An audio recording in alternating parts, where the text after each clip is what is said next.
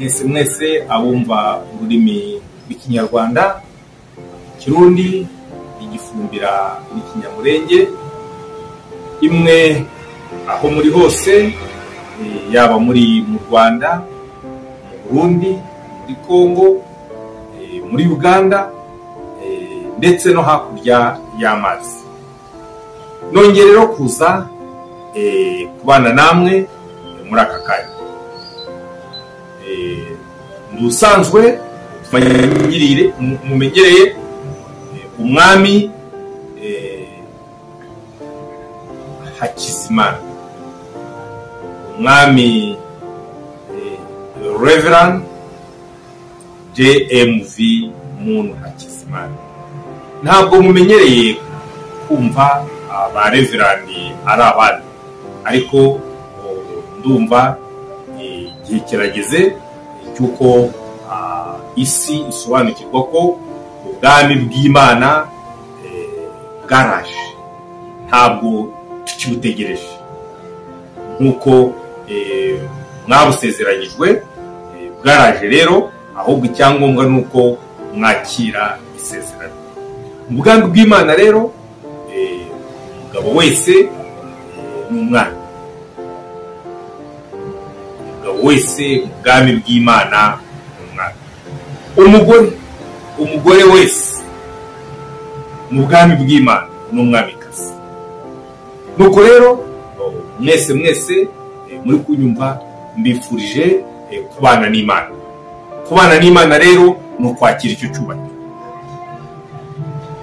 ni ukwakira icyo cyubahiro. Iyi porogaramu niyo kwereka uburyo iki cyubahiro cy'ubwami bw'Imana hano ku isi mwacyubaha, mukacyubakira, mukabana nacyo, mukaba abami n'abamikazi, mukabyara ibikomangoma n'ibikomangoma.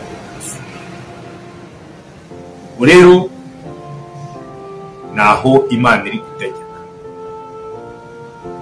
ni mu bwami bw'Imana. Mu bwami bw'Imana rero hari amahoro. Mu bwami bw'Imana hagomba kuba hari umunezero. Mu bwami bw'Imana hagomba kuba hari ubumwe. Iyo niyo ngoma y'Imana. Iyo abanyadini batashoboye kubasobanurira, hari igikingi gikomeye rero, ikingi gikomeye cyo kubaka ubwami bw'Imana.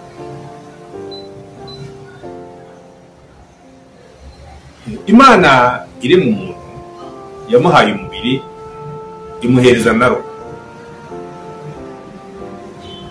Umubiri na roho nibyo bikoze umuntu, ni nabyo bitandukanye n'ibikoko. Ibikoko ntabwo byo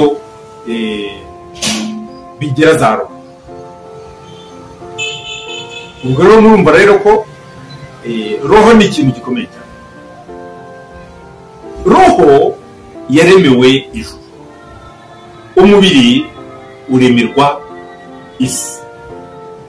Ariko noneho isi n'ijuru bigomba gufatanya, bigomba gufatanya mu gushimisha Imana.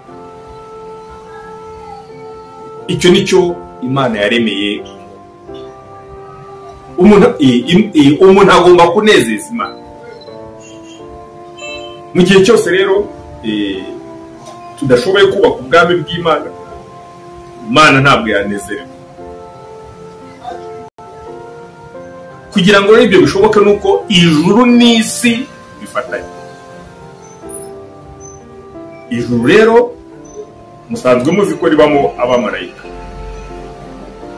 ariko ikibazo gikomeye, ba sogokuru baba hehe? Ndavuga abatubanjirije mubacira hehe? Idini yatwigishije ko abatubanjirije ari za shitani.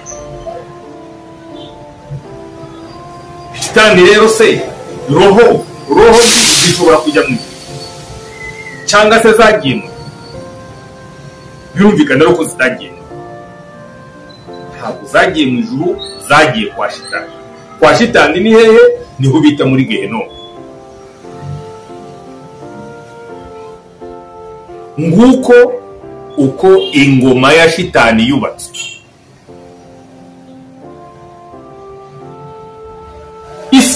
Isi ya za roho niyo ihereza. Isi y'imibiri niyo yakira. So igihereza rero nicyo gifite ingufu. Icyakira nyine nta ngufu gifite kurusha igihereza. Niyo mpamvu ingoma y'ikinyoma,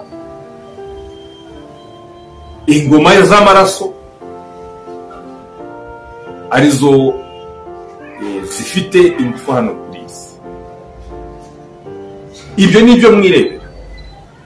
Iki kiganiro rero, iyi porogaramu iyo mukurikiye ni iyo kubafasha kutamenya, ahubwo gusobanukirwa kugira ngo iyi ngoma y'ikinyoma dushobore kwisenya. Ibibazo byose musanzwe mubiri.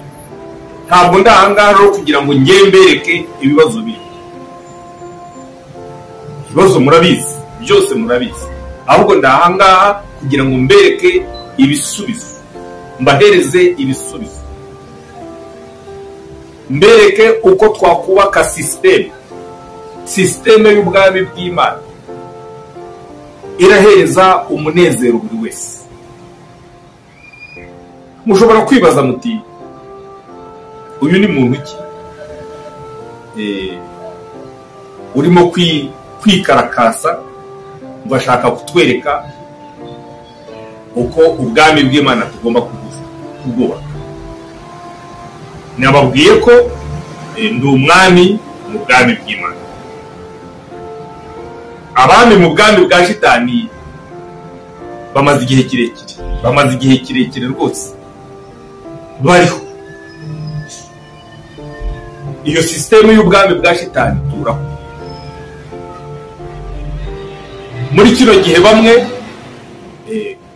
ubutegetsi usanga bufite ifoto y'ubwami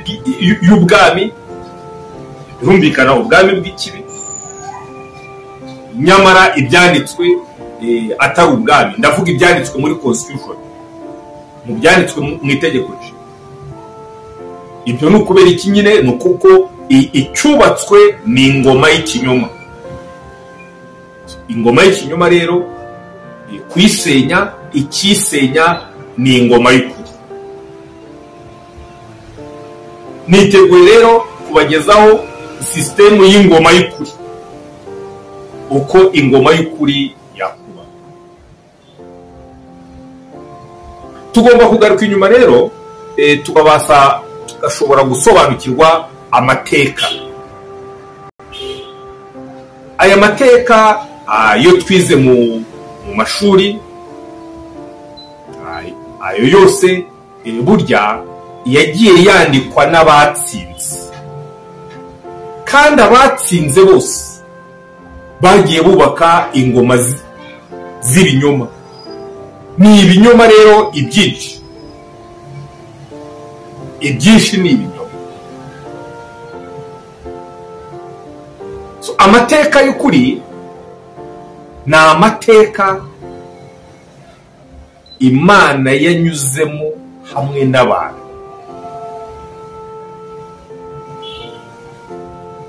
Shitani rero ikunda kubeshya abantu ko byahumetswe n'Imana abantu bakabyakira, ko ari myth, ko ari ibintu bitabayeho, kuko nyine bitanditswe na babandi batsinze, barwanaga bagatsinda.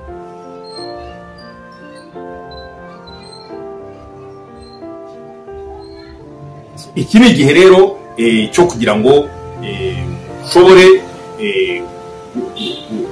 gushyira ku munzani amateka asanzwe murayazi. Noneho ubu ni igihe cyo kugira ngo musobanukirwe amateka y'Imana n'umuntu mu nzira yo kugarukana nayo, mu nzira y'umuntu kugira ngo agarukane n'Imana. hari inkingi izo nifuza ko mwabasa gusobanukirwa.